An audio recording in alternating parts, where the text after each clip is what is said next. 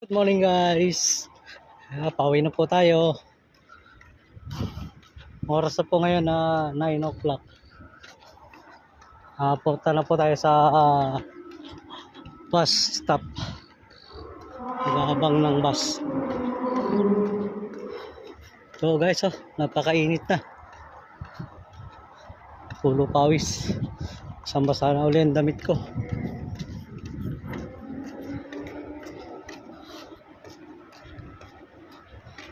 Guys, hinti lang nahuli po natin. Ilang piraso lang yung sea bream at saka bakuko.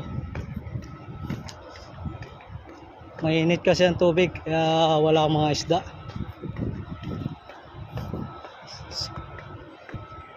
Sa susunod na fishing spot, mas maganda siguro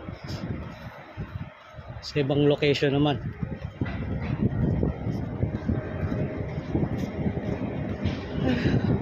Pagod guys, puyat. See you guys.